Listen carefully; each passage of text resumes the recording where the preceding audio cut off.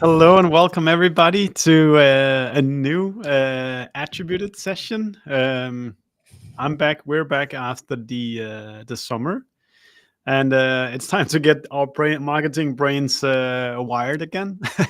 and to do that, I'm really happy to have Liam Moroney joining me today because me and Liam frequently exchange conversations, opinions, etc. on LinkedIn, and now we get to talk in real life, Liam, which I really appreciate. And the reason why we're talking today, Liam, is that I don't, maybe it's exaggerating, but you have really been pioneering or doing an extra round for brand awareness on LinkedIn in these very measurable days in marketing, and I really appreciate you kind of insisting that this matters, which helps all of us having to think a second time about what is this brand, how do we utilize it. And one of my bigger questions today: how do we budget for it? How do we defend it when we speak to the guys in charge of the money, and all these things. But Liam, if people are not following you like I am, could you maybe just give us the like kind of what you've been up to the last couple of years, and what led you to Storybook and what you do today? Sure. Well, firstly, thank you for having me. I'm excited. It's always good to chat. So it's really good to be a guest on this. I'm a big fan of the series that you've been doing. For anyone who's not familiar, my name is Liam Moroney. I am the founder of B2B brand marketing consultancy called Storybook. Before that, I spent about 15 years in my career in-house as a demand generation leader, marketing leader. I come from and have come through the B2B SaaS world. I was in everything from Series A to Series E. I was in ad tech, martech, legal tech, travel tech, fintech. If there was a tech in there, I probably had my job in there somewhere. And I'm very much came through like classic marketing. I went to college for marketing. I always wanted to be a marketer. That was my career path from when I was about 16 years old. And I think where it came full circle, and a lot of what we're going to talk about today, is that after spending a career in-house in B2B tech, saw a lot of the fundamentals not really being represented very well. And I think a lot of the growth at all costs world that we all came through, I think, in my opinion, distorted a lot of how we think marketing works and how we measure marketing, how we treat marketing, how we budget for marketing. So it became kind of a passion to try and be the evangelist for old school classic marketing fundamentals. Super nice. Let's before we dive into the today's discussion, how did you know you wanted to kind of study marketing or get involved in marketing? I'm curious. When I was in school, so actually originally before I wanted to be a marketer, I thought I wanted to be a photographer. That was a big thing. So I've been doing photography since I was like 14, 15 years old. And when I was in school, I got a job in a camera shop, which my mother would joke that I never made any money there. When they paid me, I would just put it right back into the register and buy something. So I just constantly used it as a way of buying toys. And while I was working there, I was in sales and we were selling camera equipment, and I didn't really realize it myself, but I was spending a lot more of my time thinking about, what we would put in the window display and, well, we should label it this way because like that would actually make it much more interesting. And I became very fascinated with how do we just present things correctly to an audience. Yeah. And there was just a sales rep who was in there one day. He came in, he saw what I was doing. He's like, you should look into marketing. And then I looked it up, and as soon as I saw it, I was like, I love this. I found ads fascinating. I found all of that interesting. And it just, once I realized what it was, I was like, I could do that as a job. That's the most interesting thing in the world. So that's what led to it. And I went to college for it, and I always knew what I wanted to do. Yeah. The problem is with marketing is that it takes a while before your kids grow old enough to understand what you do for a living. The few times I've had my kid to my job, he thinks I just sit and stare at like YouTube all day or something like that. I still have that problem with my parents. I don't think they know what I do. I think they tell people I make ads, which I don't think has ever been true in my career. So, yeah. That's great. Liam, how do we slowly warm up on this topic? Maybe just maybe you could just say a little bit about what you think a brand is or something like that. This is such a like an interesting question, because I've spent so much time trying to think of this, and what's been really interesting is over the last couple of years I've started to almost untangle myself from like the kind of emotional aspect of brand. I think we've kind of turned brand into this very ethereal, kind of mystical, intangible thing, and to some degree it is. But I think at the end of the day, like, there's a pragmatic reason why brand exists. It is a way of being distinctively memorable. So when people see your company, they go, I know who that is. It is also a way of creating associations so that when they see you, they go, oh, you're the one who does X, or you're the more serious version of this versus the others. And I think a lot of what brand is doing at the end of the day is it's all an effort to be remembered by as many people as possible, to be distinctively remembered so that you separate yourself from the rest of the pack, and that you're easier to recall when people actually have a problem. And the other layer on it is it's also, especially in B2B, it's about de-risking things. People don't buy expensive things from people they don't know, and brand is a way of saying, this is a thing that will work. You can have confidence that it's going to do what it says, and it's worth the money that you're about to spend on it. Everything we're doing is largely in pursuit of those things. We use emotion to do that. We use storytelling, we use creative, but at the end of the day, all of it is at the end of the day a way of saying this is a brand you will remember and that you will have positive associations with, that makes it easier to spend money on something with confidence. More than anything, that's what it's about. That's a lot of nice things to untangle there. Where should we start?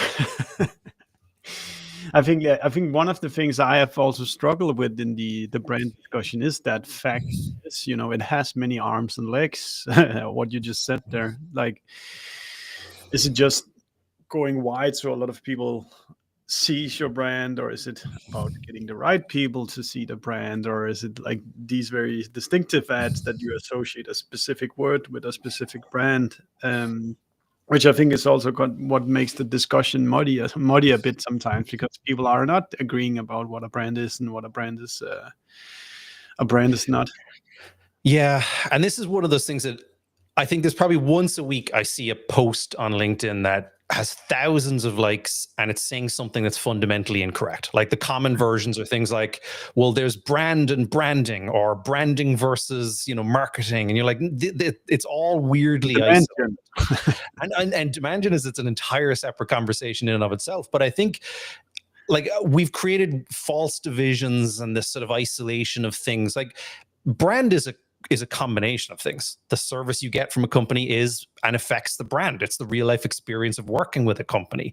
Like, there's brand associations that are totally outside of our control, and it's just people's lived experience with your company. It's the reputation you have that comes from how you treat people. It's whether or not you live up to the promise that you put out there. So, like, in a sense, brand is kind of this permeating thing that just goes throughout all of it. But some of it is intentional on our part. There are constraints that we can put in place. The strategy we can put into place, like, is the best of our ability to try and create a brand. But at the end of the day, a brand develops itself in a lot of ways too. Yeah. That's just outside of our control. If you go about the world under delivering and you're a dishonest company, there's no amount of brand strategy will make up for the fact that eventually people will go, well, yeah, but have you ever worked with them? Because that's not what they're like. You can't outrun reality. Like, it's like, and I think a lot of it, and a lot of my point of view, is that most of marketing is realizing that we are not in control, and that we cannot control the decisions people make. We cannot control the opinions they have about us. All we can do is do our best job at trying to increase the likelihood that they will say something and feel something positively about us. Super good. And what if you then turn to kind of what are the misconceptions of what a brand is? I bet you observe a lot of those as well. There's a number of them, and I think most of them are well-meaning. Like, I don't think there's a lot of malicious feeling about brand. I think the problem is that everyone kind of feels like they are a marketer. So a lot of what comes outside of marketing is other people bringing their opinions about brand in. And so, like, everyone is part of brand and no one is part of brand. And it's very muddy in that sense. Yeah. I think the misconception is that, certainly in B2B, is that it's a luxury. It's the thing you do once you've got a really good business in place. And Yeah. I think that's fundamentally backwards, because I think you can't grow yourself to being a really successful business without to some degree creating a brand out of all of that. And then eventually go, well, we're now going to invest in brand because we've hit 10 million ARR. Yeah. It doesn't really work like that. And I think that's what leads to a lot of the bad sort of planning and processes around brand. One of the things that can annoy me, and have over time sometimes annoyed me, is that it's become kind of an apology for doing marketing that didn't work. Where kind of it's just like this one size fits all. We ran a lot of these things. We did it for brand awareness, blah, blah, blah, blah, blah. I think that's also one of the things you're changing now, Liam, is that you are actually coming up with some leading indications whether your activities work or not. But I think to many, it's been kind of this kind of, it's probably to some, it's been an excuse of like just running a lot of silly things that weren't segmented enough, weren't targeted enough, weren't memorable enough. The creatives were too weak, but they blasted it out. They had a good fun. They went out drinking at the conference or whatever they did. Yeah, so like that is a really good point. And one thing that's not the fault of marketers, I think, is that to non-marketers, marketing can look like a whole bunch of wasted money for fun and giggles. Because yeah, like ads are expensive. Creative is often weird and silly. We throw these big elaborate events and parties, and it looks frivolous to a lot of people. And I think one of the ways that we've tried to counteract that was where, certainly in B2B tech, has been things like demand generation. And for the record, most of my career, I was a demand generation person. That was the job title I had. I had demand gen teams. A lot of where I sort of like build my somewhat following on LinkedIn was through the lens of demand generation. And I fell victim to a lot of what I think we do in tech, certainly in SaaS, is that we try and make ourselves seem less like the arts and crafts marketing team.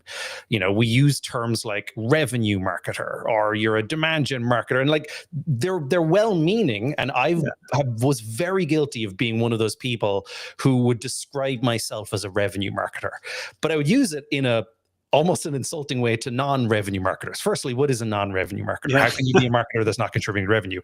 But the way I was framing it, and the way I think we still frame it a lot of the time, is saying, well, I focus on things that drive pipeline. If it doesn't drive pipeline and revenue, then it's not something I'm going to waste my time on. And I think that sounds great, but at the end of the day, it tends to skew towards performance marketing. It always does. And it starts to paint the kind of silly marketing as stuff that's not effective. But there's a reason we do silly marketing. There's a reason marketing is wildly creative, lots of storytelling. It's not because it's fun. Like, that's fine, but like eventually it would catch up. You can't just have fun for your job. It's because it's what is the most effective way of getting people to remember you. Yeah. You have to stand out. You're in a very noisy environment. People's memories are notoriously fickle and volatile. So you have to be visually interesting. You have to use things that create memories more effectively. Storytelling is a lot more effective at being remembered than facts. Visuals are a lot more memorable than words. So we use things that are designed to be remembered, and they just happen to be outlandish because turns out it's pretty hard to get people to remember who you are. Yeah. And one of the things I really like about you, Liam, as well, is that you seem you've been quite taking the academic route, or at least the bookworm kind of route to this as well. You've really also studied what, not just your gut feeling, but also what the marketing scientists out there are actually saying to be true on a larger scale. And I think that's a lot of where my point of view has come from, where for a long time in tech, I think things just didn't feel like they lined up with what I remember learning in college. And then as I started to look around and explore outside of tech, like what is happening in the world of science for marketing? What is the newest developments? I suddenly realized that we were in no way connected to what the science was saying. A lot of what we were saying was actually quite counter to how the world actually works. And some of it just doesn't even intuitively feel like how the world works. Like for a long time, I was a real genuine believer that we could lead score our way towards getting people in the door, like a mechanical old school Marketo lead scoring. Yeah. But intuitively, it makes no sense. I don't buy that way. I don't think I've ever bought a piece of software because I read enough ebooks and opened enough emails to suddenly And become you ready. move from mid funnel to low funnel. Yeah, like I don't buy that way. I don't know anyone who buys that way. And yet we've constructed this idea that that's how we're going to get our buyers to suddenly go through this process. And I think a lot of things like that just kind of don't feel like they even just connect with the way I understand the world works. And a lot of the marketing science out there makes a lot more sense to me. It's intuitively more correct. Like, people will come in market to buy something when they choose to come in market, not because some marketer convinced them to. Yeah. And most of the decisions that we'll make about brands are, do I know who you are? Had I heard of you before I needed you? Who comes to mind most easily? Yeah. Those decisions make a big difference. And the biggest thing that has been, I think, helped frame it for me is that we think marketing is a deterministic endeavor. We think we can create outcomes by doing these things. But in reality, marketing is a probabilistic nature, which means we're just bettering the odds of it happening. I cannot make you think of my brand when you have a problem, but I can make it easier and more likely that you will. Yeah. That's as much as is in my control. And when you start to think of the world in probabilistic terms, it starts to make things feel a lot more interesting. Oh, we're doing this to be remembered. Brand awareness matters because being top of mind or near to mind is the best thing we can do. Like, it becomes a lot more strategic. Yeah. One of the things that has really helped, you can say, shape my thinking about brand has been this LinkedIn's quite simplistic 95-5 frame. Of course, it's super simplistic, but yet still, if you think about your target market out there, there are whatever percentage there is, whether it's 1 or it's 5, people that are like kind of actively out there looking for a solution for the problem. But most of the market, the 95s, are busy doing other things. They might be a firmographic good fit for your company, but they have other projects. Maybe they're trying to save some cost. Maybe they just fired a lot of people. Maybe they're developing a new product. So the largest chunk of your addressable market out there is not buying your product right now. But we do this brand awareness so that once they feel that they have this problem that they need to solve, then it's really nice to be on that list that they start making of the vendors that they need talking with as they come in market. So that's one of the things, that components I like to think about, that we're doing brand awareness to make sure that once they flip the switch of more actively looking for something, we get in that conversation. I don't know how you think about that, Liam. I would agree. And I know, like, you've talked to people, like John Dawes and things, who talk very, very intelligently, but it's far better than I would.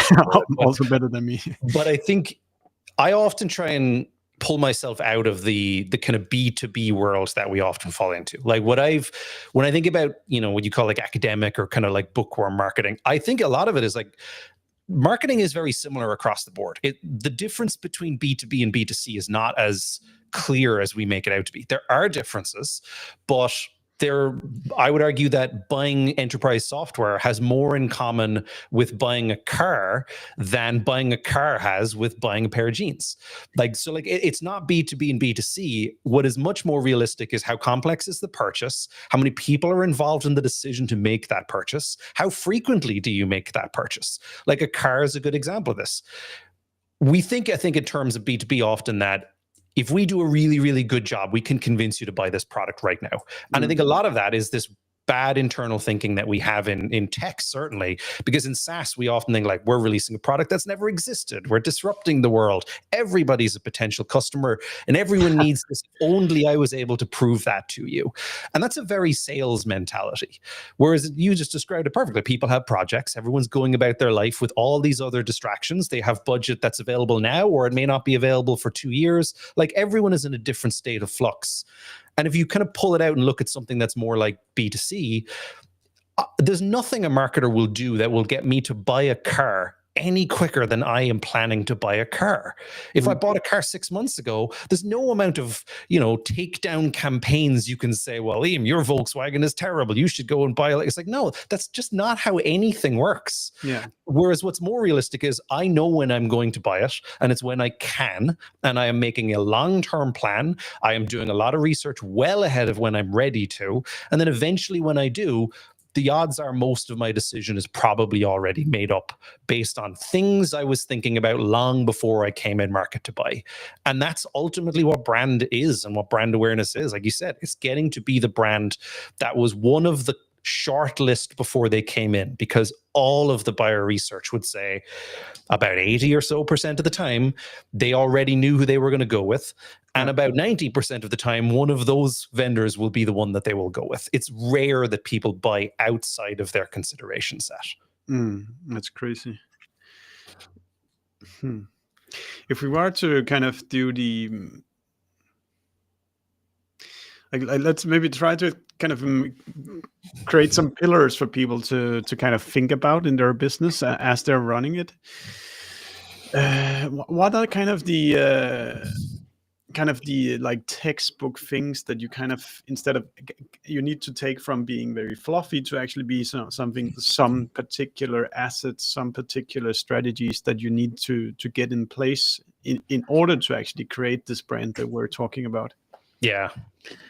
I think there's one of the things I think is probably the way we position brand is probably where I would actually try and start. Like, I think, the very common question that I get asked, or that we talk about on LinkedIn, is how do you make the case for brand? And I think a lot of that, even just the way we phrase that statement, implies that brand is something that is additive. Well, we're already running a very successful program. Why would I want to add brand in? That feels expensive. That feels like it's uncertain, feels like it could be wasteful. And I think that's the wrong way to frame that. A better way that I would say to frame it is like, well, what are the major limiting factors in a company's ability to grow? It's how many people know you exist. Yeah. That's the hard ceiling. If only 10,000 people know you exist, your entire window is 10,000 people who could possibly ever buy from you. Yeah. And going back to your 95-5 rule, statistically, that's a pretty low odds. If you've only got that many people who could potentially buy from you at any given time, there's 500 people who could ever purchase from you at any given time. Like the single limiting factor is the more people who know we exist, the better our odds are of being thought by those people when they eventually come in market to buy a product. Yeah. Brand awareness often gets treated as this trivial first step. I mean, even we use terms like first touch. I fundamentally disagree with that as a concept, because it makes it seem like it's just a thing. Put an ad in front of them. Well, we've got our first touch. There we go. The job has been started. Brand awareness has been completed. Creating brand awareness is probably the hardest single step of all, because most people ignore everything that isn't relevant to them until something convinces them not to. Yeah. And again, to use a non-B2B example, when you walk through a supermarket, like an American supermarket on average has about 20,000 items inside the store, some of them up to 100,000. Like, it's colossal amounts. Yeah. And when you think about it, now the funny thing about it is a great book, again, going back to like the Ehrenberg Bass Institute, Jenny Romanuk wrote a book called Distinctive Brand Assets, which talks a lot about this, where they've done consumer studies and they say, well, okay, so there's 100,000 items in a large American supermarket. How long does an average person spend in an aisle making decisions? And the answer is about 5 to 6 seconds. And that feels impossible to reconcile. How could you be able to do that? And the reason they do is because they ignore everything that is not familiar. Yeah. You go down the aisle, you look for the package that you recognize, and you pick that up, and then that's the one you buy. That's how branding works. That's why branding works. That's People a good example. Automatically go through the world ignoring virtually everything, because your brain would burn out if you tried to consume all the ads that were ever served to you. So we ignore all the ads, except for the ones that trigger something that goes, oh, I know this crowd, I'll give this a little bit more time. Breaking through that's very, very hard. Wow. Yeah, that's a really good way of thinking about it. And I was out buying grass for my garden the other day. And that's also like, okay, let me just go to the shop I know that sells these things. And then it wasn't even the particular brand. It was just, okay, I go to the shop I know deals with kind of garden stuff, and okay, they'll get my money in this situation. I'll trust whatever they say. Yeah, you'll pick and that's like, that's a lot of what marketing is people choose the things that are familiar because familiar is safe. Like I remember when I first got to the US, and this was like 18, 19 years ago, I didn't realize how difficult it would be to go shopping in a supermarket when I didn't recognize so many of the brands. So I remember I was 23 years old. I had just got into American supermarket and I decided I was going to make pasta for dinner. That was what I was going to have. So I went down to where I knew the pasta aisle was, and I said, I'm going to get a jar of pasta sauce. And I realized that none of the brands that I grew up with in Ireland were on the shelf there. So suddenly it was this almost like anxiety-ridden event where it's like, I don't know who's good and who's not. And the only brand I recognized was Ragu sauce. And I went, well, I've heard of them, so I'm going to buy that one. Yeah. And then I brought it home, and I was telling friends like a week later, and I was, I bought Ragu. And they're like, why would you buy the bottom tier jar in America? And I was like, oh, is it? I had no idea. I didn't know what good was and what bad was. And it took me years to learn a lot of that. And like the things we take for granted, well, that's the top shelf one. That's the expensive one. If I want really good ice cream, I'm going to go with Ben & Jerry's or Romantica or Viennetta. But if I want the cheap stuff, we make decisions based on brands. They reduce the mental effort it takes to make what could be a decision that goes wrong. I think that's also to me, there's some good arguments about doing that rebrand that you've always talked about. Because like if you start changing color, if you flush out all the memory that you actually have built up around a certain look and feel, or if you're, as a B2B company, constantly shifting categories, trying to tell something different to the audience every time, then I'm guessing you don't really create that memory, or you don't make that association between your company and this category of work that you do. Yeah, and a lot of the current marketing theory would say that the most valuable thing you can do is stay consistent. Yeah. And we know as marketers, we get bored of our ads long before anybody else does. But it goes even deeper than that. Like changing your colors is effectively like wiping the memories of everyone who ever knew you. And there's really good cases of this. Like there's famous rebrands that have gone wrong. Like Gap changed their logo. It was massively unpopular and they changed it back within days. But there's a case where Tropicana, the orange juice company, I think I'm not sure they're in Europe, but then they're in the US anyway. Yeah, no. Tropicana has had a famous kind of a shaped bottle, and that's part of their branding. The bottle had a distinctive shape, and so when people go through the store, they would pick it out. Well, one day they decided to not rebrand, but they changed the shape of their bottle to something that was kind of a more modern shape. They got bored of it, and it looked kind of very trendy. They lost about $20 million in the first month of sales because people didn't recognize it. Even though the logo was there and the colors were there, the shape of the bottle, as it turns out, was why people were picking this up. So they were going through the supermarket effectively unable to find the product, so they just bought another one. You really need to think twice about like changing these very distinct, or you call them distinct assets, right? The theory, it's called distinctive brand assets. And it's not even that complicated. Like the idea is that your logo is obviously a brand asset and everyone knows your logo. That's a big part of what we push. But outside of your logo, you have other things that are part of how people recognize your brand. Because what you want to do is you want to have elements that even if your logo isn't there, there's something about it triggers, I know who that is anyway. Like the blue from Dream Data is a distinctive brand asset. Yeah. The more commonly that gets used, you don't even necessarily have to have the logo. I know from the font style and I know from the colors, it's you. That's a distinctive brand asset. They go far beyond just colors. You've got audio is a very distinctive one, like the Netflix dun dun. That's a distinctive brand asset. Yeah. If you could be in the other room and you hear it and you know it's Netflix. And it goes beyond like product packaging. All of these things are distinctive. And what you're trying to do, according to the theory, is have a small repertoire of assets that you reinforce in everything that you do, so that when people see an ad, whether it's a brand ad or a performance ad, as long as it's carrying those assets, it's triggering an association to your brand. If we change chapter a little bit, Liam, and look towards operationalizing this kind of, so we're at status quo today, and we need to go to this level instead in terms of brand awareness. What is yeah, I guess that's what you guys do at Storybook Marketing. Like, what is the kind of plan that you help your clients lay out to kind of go from one level of brand awareness to a different level of brand awareness? I think, in my opinion, it's hard to make any case for increasing or working on brand if you don't know what your current state is. If you're not aware of how strong it is today and how valuable that is, or how much it's costing you to not have it be better than that, it's very hard to make any kind of a case. We do with Intermansion all the time. If you don't have a benchmark, then how can you know if you're improving? And I think a lot of people do not know exactly where they sit in the market. And, like, I think in a lot of cases we overestimate how good our brand awareness is. And that's to our detriment. I think a lot of if you don't have a way of quantifying it, it's very, very hard to make a case to do anything, because I've heard lots of cases about brand like, oh, well, we'll put it in the bucket that we don't measure. No, measure brand. You have to measure brand. Eventually, someone's going to ask you to prove it in some way or form. And if you don't even have a starting point, then it's hard to make any case. And there's a lot of ways to get a starting point.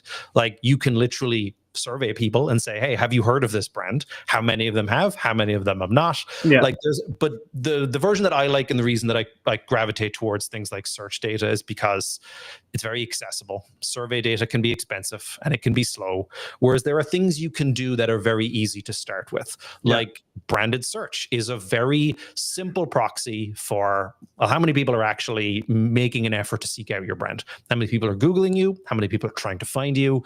And how many are trying to find you and your competitors? And with basic search data, you can at least assemble one version of a story, which is, our competitors are searching for them twice as much as they're searching for us. That's not good. Like, you would be surprised how effective it is when you show a chart to leadership saying, look at our competitors up here and look at us down here. Does that feel acceptable to you? And they're like, no, of course not. Because we all know branded search is a good quality traffic. It converts better, direct traffic. That's what we want to be searching for us. And it's easier than I think we give it credit to just track that. You can go beyond that. You should go beyond that if you can get away with it, and add more qualitative stuff, add more surveys. But at the end of the day, you have to be able to put a number to what is the current status of our brand, and is it good enough? I very much agree. And just like a sidetrack, I saw your post about the magic quadrants you just did. That was really fun. Like, what are they called? Forrester and Gartner, etc. Make these magic quadrants that everybody strives to get in. And I guess the C-levels will just celebrate it as a huge victory if they appear in that like leader category. But then you drill down and you see, oh, there's actually zero demand for our brand, even though we actually made that magic quadrant. And this is the really important thing. Like, so brand awareness, one of the things that I try and talk about as often as I can is that brand awareness on its own doesn't necessarily mean you're going to drive any revenue for the business. It's not valuable unless it's the kind of brand awareness where people act on it. And this, I think, is where we oversimplify it. Like, brand awareness is a pretty broad spectrum. Like, at the very far end, there's basic logo recognition. If I show you a list of logos, how many of those do you recognize? That's aided brand awareness, where I'm providing you prompts going like, which of these looks familiar? But it's a totally different level of awareness to go, tell me about this brand. What do they do? And then it's a completely different level of brand awareness to be recalled. Like, brand salience is a form of brand awareness, which is, when you have a problem, do you think of us without needing to be prompted at all? And most people aren't that way. The reality is, like, that's a very, very hard thing to accomplish. And so a lot of brands are very familiar. Their brand awareness is high, but their consideration and the recall and the people acting on it are very, very low, which is kind of like when you talk to Byron Sharp, like, mental availability is the definition of that. It's how many people actually think of you when they have a problem. Like, that's where I think the big difference is. Like, you take the quadrant example that I did the report on. Zoom Info is in the leader quadrant of the ABM platforms. I would never think of ZoomInfo as an Me ABM neither. platform. Yeah, 0 times. If you gave me a list and asked me, name all the vendors to do ABM, I would never come up with them. But they're in the leader quadrant. And they're in the leader quadrant because they're massive. And they've got all this massive brand equity that probably gets some huge tons of business because some internal tech teams like, well, we already pay for ZoomInfo, so it's easier to just bolt on ABM than to buy it. But that's not the same thing. Like, that's brand awareness, but absolutely no brand recall when it comes to that category. Yeah. Okay, so I completely agree, Liam, with the awareness level. I'll just share another story that the way we measured. I think I shared it with you also. That like we have a defined list of let's say somewhat 15,000 accounts or something like that, and we're measuring how often do these accounts see us, and do we reach all of these accounts per month, per quarter, etc. So I think that's another layer people can do on top of the branded search, is to say, if we have a very selected list of accounts, can we measure somehow that these accounts gets to see us as well? And I think they're on two sides of the same thing. Like, on one hand, there's what do we do and how are we trying to increase the odds of it happening?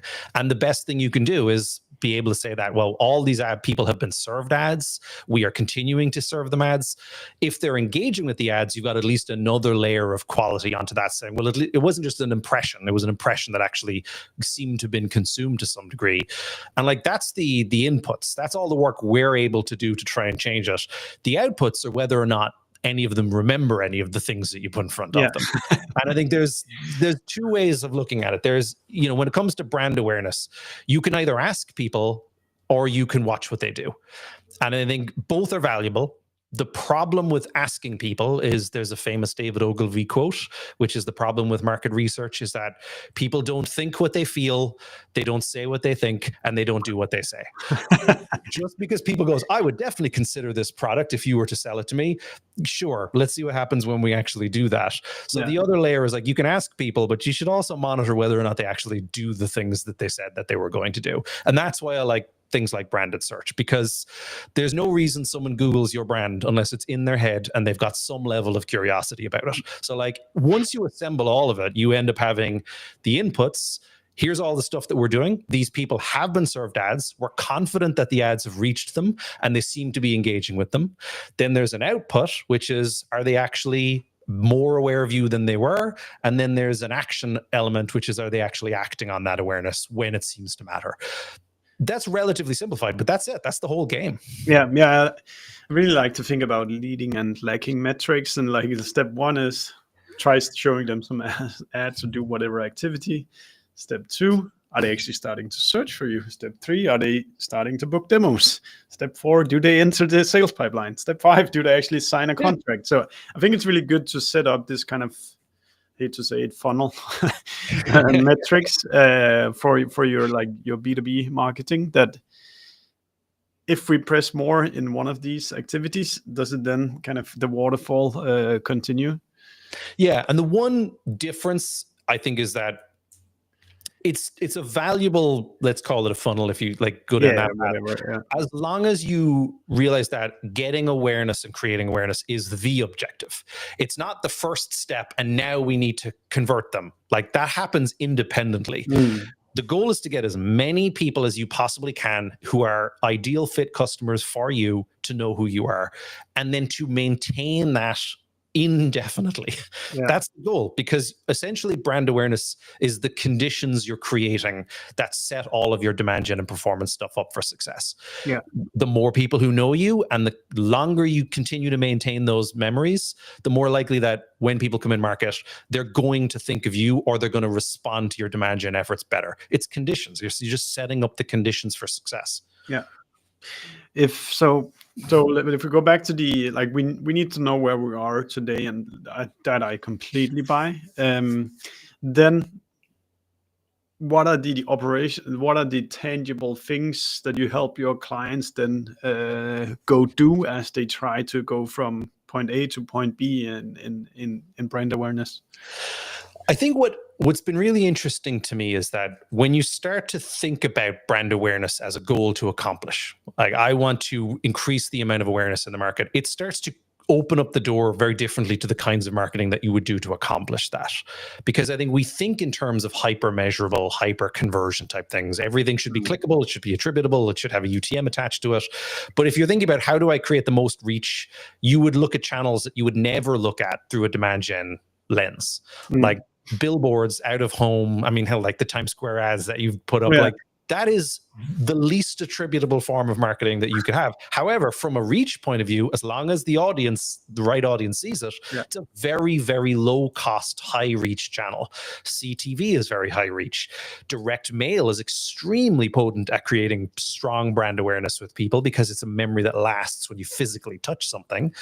But there's often like things that we would never consider. Print could be very effective in the right hands. PR is extremely effective. Like the goal is once you start to realize that it's not a step towards conversion, it's a goal in and of itself.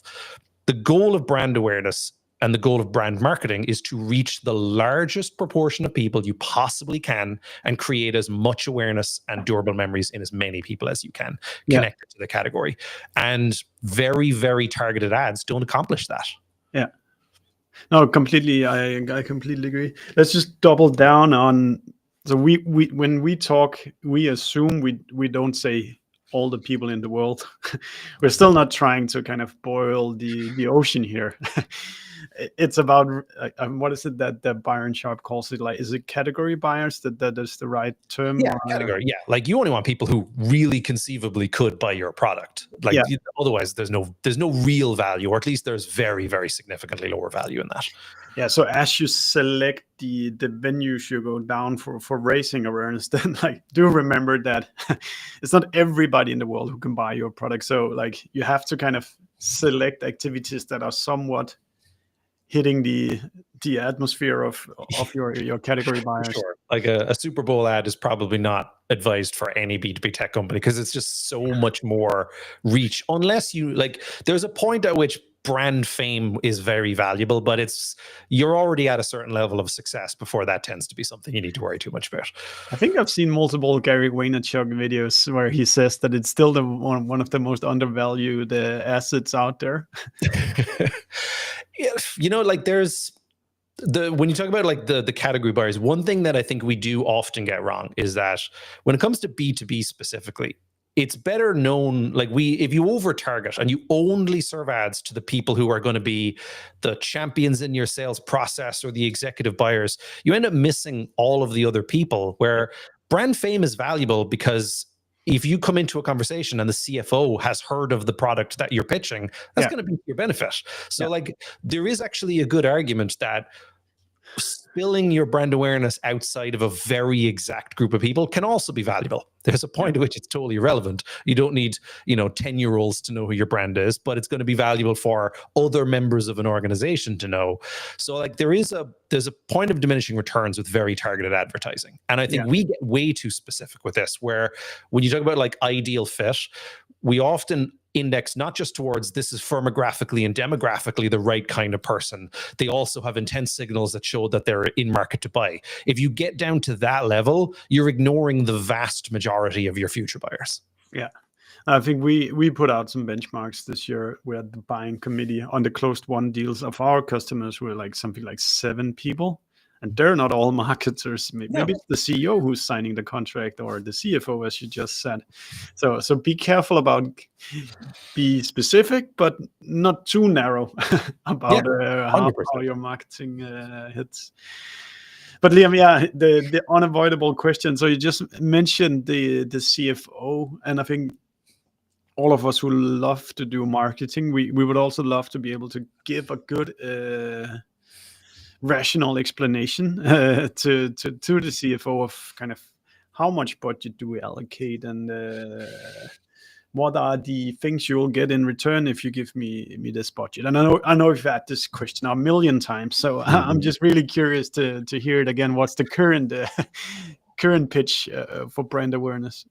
I think I've yet to find a good argument where it doesn't work to try and reframe the conversation through genuine training about what marketing is and how marketing works. Because I think if you follow the argument like, hey, we've spent X amount on performance marketing, we get this much return, like, will I get the same return or more if I invest in brand?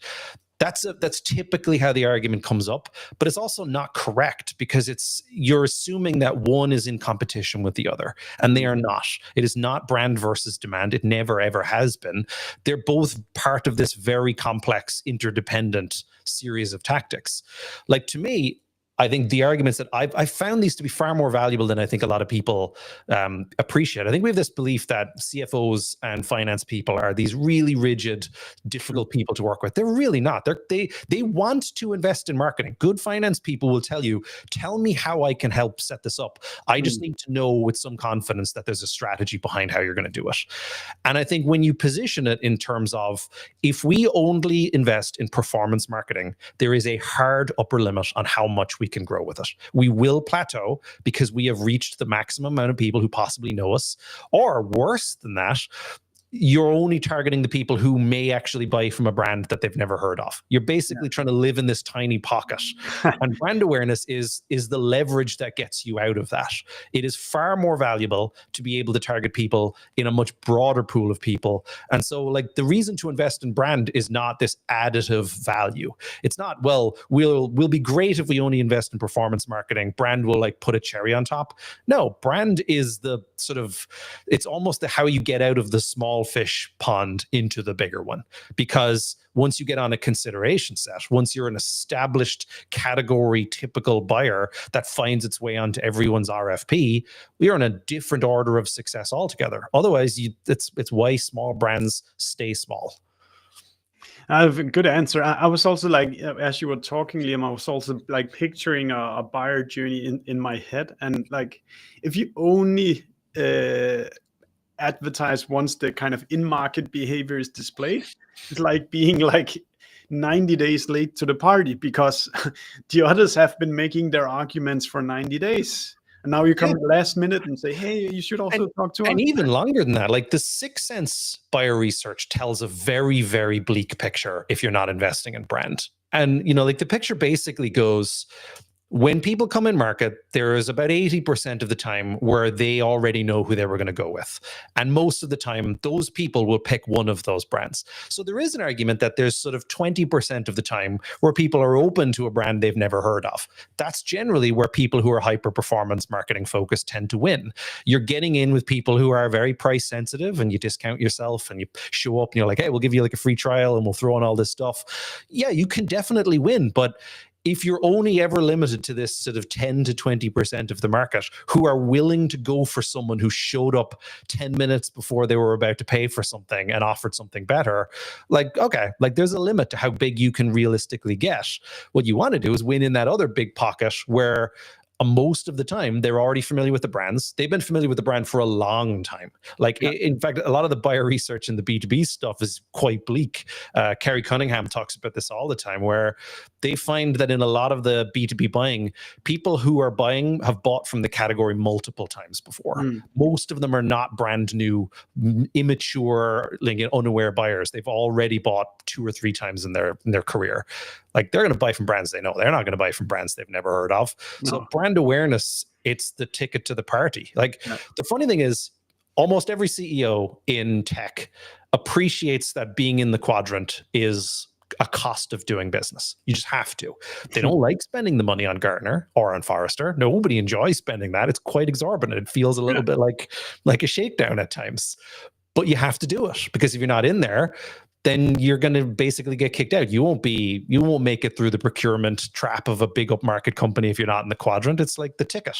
So it's the same thing. Brand awareness is no different. If you're not in the list, you're only ever going to have an outside chance in the people who are willing to take a bet on an unknown brand. It's not a lot of people. I really like what you're saying, Liam, about, I think it's us as marketers. Fair enough if the rest of the organization don't get marketing when you start, but it's your responsibility to, as long as you're there, try to educate them. Why are we doing the things we do? It's your responsibility to kind of raise them up and have realistic expectations on when are we going to see kind of value from this. Like, just to put a benchmark in there, we, like, our latest customer journey benchmark said 211 days. From first touch to a deal won. It's probably most likely longer than that. So that if you switch on an ABM campaign today, It's not like it's going to rain demo calls tomorrow.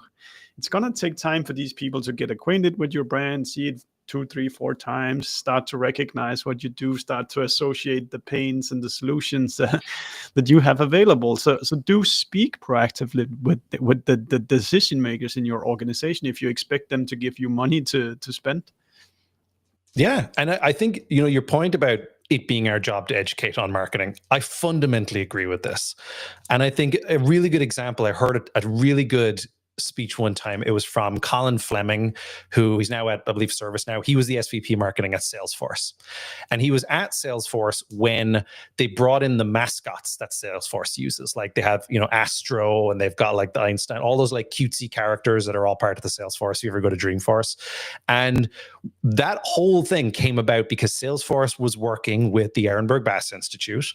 And Salesforce, despite the fact that this seems unlikely, acknowledged they had a brand awareness problem. Colin Fleming said this directly himself. We had a brand awareness problem. Everyone knew who Salesforce was, but they were not thinking of us in the specific scenarios that we wanted them to. So even Salesforce had a brand awareness problem. And when working with the Ehrenberg Bass Institute, one of the things that came out of the work was distinctive brand assets. And they said, you should have a character. A mascot is a very, very good distinctive brand asset. It's got a face. People remember faces more. Colin said at an event I went to that he was nearly laughed out of the room when he explained that to the sales team. And they also this is like a terrible idea. Why? Like, we're a serious enterprise company and you're giving us these cutesy looking characters. Turned out to be the right thing. It was a very, very effective strategy. But even him, at a very big company like Salesforce, backed by the Ehrenberg Bass, had to explain there's a reason behind what feels silly to you, because marketing often looks silly in practice because there are things that you're doing behind the scenes that make that the best way to do it. We have a question here, Liam, just before the end from Alyssa. Is there a recommendation you have about measuring mind share as it relates to consideration lists or shortlist? I understand brand search is a good proxy for awareness, but how else can you benchmark your company and your brand efforts? The simplest answer is there's no way to find out what's going on inside of people's heads for asking them directly. And I think that's where survey-based data does have a value. I like brand search as a good starting point because you can at least say this percentage of the audience is thinking of us to some degree. Now, what you don't know is what kind of people those are, whether or not they're enterprise buyers or the mid-market buyers. You don't know whether or not you fall number 2 on the list or number 3 or at all on the list. And sometimes it's just good to straight up ask a representative group of people, how many people would you choose if you were building, who's your consideration set? Where do you rank them? Who do you think stronger at this? Who do you think stronger at that? And that really, there's no other way of doing that bar asking people. I think surveys are difficult and they can be expensive, but I think it's one of those things that they don't change that often. The truth is, you could do a survey now and it's probably going to be valid for the next 6 to 12 months. So doing it once and getting the investment, it's a benchmark. And there's crowds out there like Winter who are very B2B specific. They do a very good job at constructing really well-defined lists like this. And then you can support that with stuff like brand search over time to see, are you increasing the amount of people who are searching for you? But there's no way to get inside people's heads without asking them to reveal what's in their head. But you do have to ask them the right way and the right kinds of questions, which goes back to that Ogilvy quote that if you don't know how people will say the thing they want you to hear, you got to frame the questions right. Yeah. Okay, we're coming up to the end, Liam. If you think about the next 12 months, what are the developments you're hoping to see for the B2B brand marketers, or not B2B marketers out there, as they kind of work with their brand? What are the kind of exciting things? What are the things you hope to see change? I mean, on one hand, there is a moment for brand happening right now, which is very nice, because a couple of years ago, I was banging my head off a wall on LinkedIn saying stuff that everyone was disagreeing with me on. So it's nice to be part of the majority for once. I think AI is making that a reality. You need to be distinctive. You need to have a moat. Brand happens to be that thing. I think what I'd like to see, and I do think it's happening, is that we're realizing that B2B tech is not this very, very unique category. whose marketing operates completely different to the rest of the world. In reality, we share a lot more in common than we have in differences. There's always differences in industries. There's always differences with different types of buyers and what motivates them. But the same brains make the same decisions, and people react in the same way. It's no different to buying a house, buying a mortgage, getting a car. There is fear involved. There is risk involved. There are multiple people who have to have all of their needs met. The more you understand people, the more you start to realize that people act the same way in a lot of different ways. And marketing, a lot of the old rules of marketing are exactly as applicable today in an AI world, in an intense signal world. Like it's people, the brains are thousands of years old, millions of years old. They're not changing anytime soon with the way that we make decisions. Liam, we almost got through an hour's marketing conversation without saying AI, and now you blew it. No, but I completely agree, and I also, like, on top of that, I want to sprinkle, like, even PR nowadays will have a bigger role again, because how do LLMs associate your brand with something? Yeah, what's kind old of is new again. Product category, and then they look for brands that do these things. And the broader you reach out with that PR, the easier for the LLM it will be to associate you with your digital reputation. 100%. Cool. Thank you so much for your time, Liam. It's been a big joy again. If people have listened to your Irish dialect and loved what they've heard, what path should they take to continue following you? I am chronically online on LinkedIn, so I'm always around for any conversations there. So please join me in anything. It's always nice to connect with people on there. Yeah, I think that's where I spend a good amount of my time, for sure. If there's anything from a brand tracking, brand measurement point of view, I would love to connect with anyone interested in that. But just happy to keep the conversation going. Yeah, and let's plug the website. Where do you find your brand measurement tool? Yeah, storybookmarketing.io. Reach out and we can all set up time to talk. Yeah, I've looked at it and it looks really, really cool. So definitely recommend that. Well, thank you for having me. This was so much fun.